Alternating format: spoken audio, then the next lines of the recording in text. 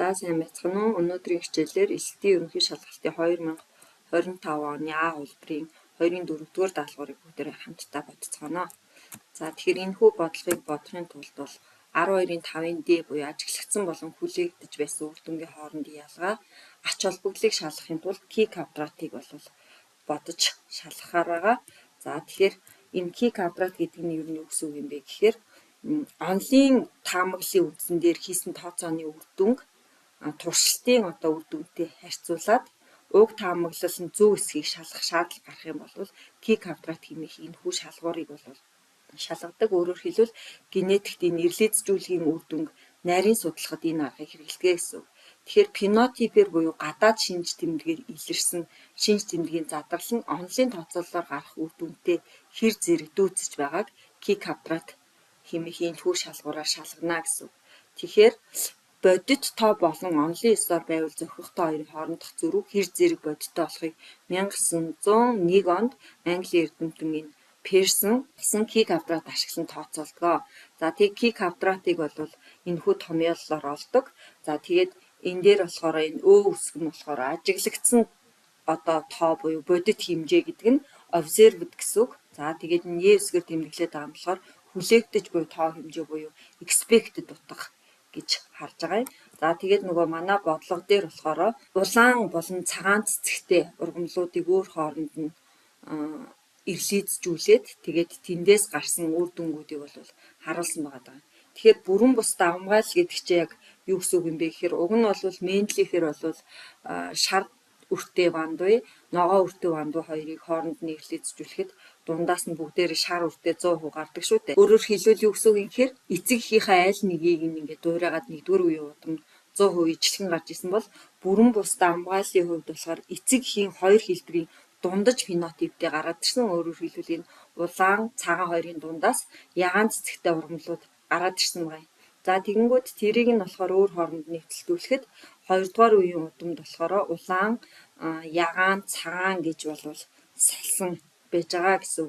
За тэгэхээр энэ арслангийн жавж цэцгэн дээр бол бүрэн бус давмгаалал явагдана гэж үзсэн байгаа. Үүнийг үнэн үү гэдгийг бүгдээрээ яг энэ бүрэн бус давмгаалал мөн байна уу гэдгийг key квадратаар шалгана гэсэн.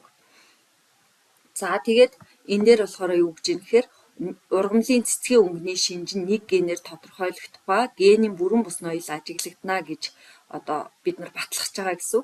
Тэгээ ягаан цэцэгтэй хоёр ургамлыг хооронд нь ирлийцжүүлсэн гэхээр энэ 2-р үеийн ирлийц дээр ярьж байгаа учраас бүгдээрээ 4-ний 1 нь улаан, 4-ний 2 нь ягаан, 4-ний 1 нь цагаан байна гэж шалгана гэсэн. За тэгээд бодлогын өвгдөл ёсоор бол ажиглагдсан тоо нь улаан нь 89, ягаан 210, цагаан нь болохоор 101 гарсан байна.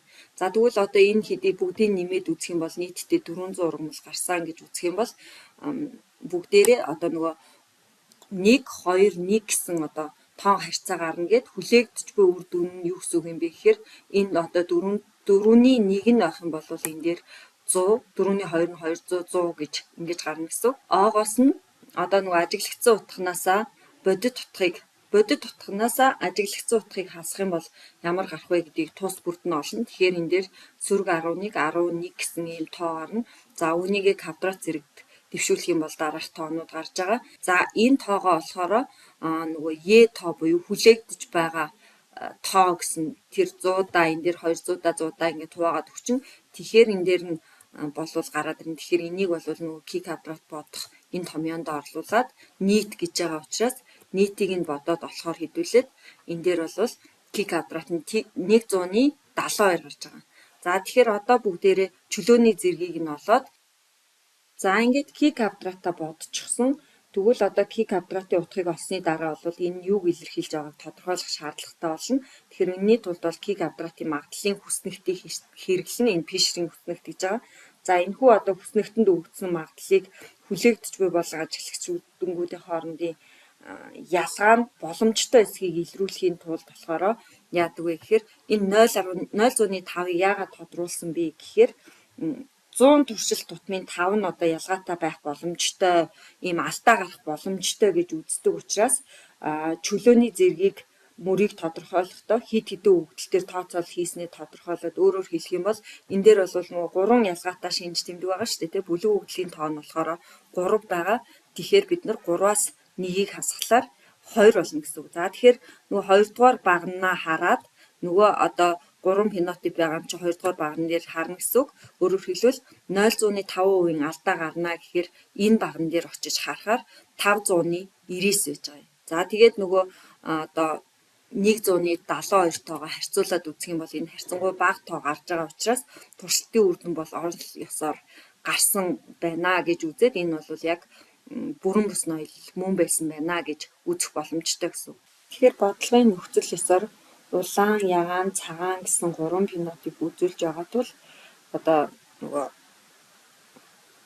үзүүлж байгаа тул 3-аас 1-ийг хасаад 2 гэдгийг квадратын тархалтын үснэгтэр мөрийн дагуу 2 чөлөөний зэргийг багны дагуу магадлалын одоо стандарт босго буюу тэр 5% алдаа гарах боломжтой гэсэн тэдгээрийн огтлолцол дээр харахаар багнан дээр нь болохоор стандарт босго нь нөгөө 5% алдаа гаргаж болно гэсэн учраас энэ багныг хараад тэгээд одоо тэдгээрийн огтлолцол дээр нь 599 байгаа учраас бодлогын асуулт нь болохоор квадратыг бодоод магадлалын утгыг бодоорой гэсэн байсан.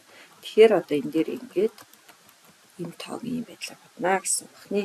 Тэгээд та бүхэн маань нөгөө хөлбөрүүдийн квадратыг бодоод мөн 2024 оны элсэлтийн ерөнхий шалгалтын 20 дугаар даалгавар дээр байгаа энэ бодлогыг бодож илгээгээрэй.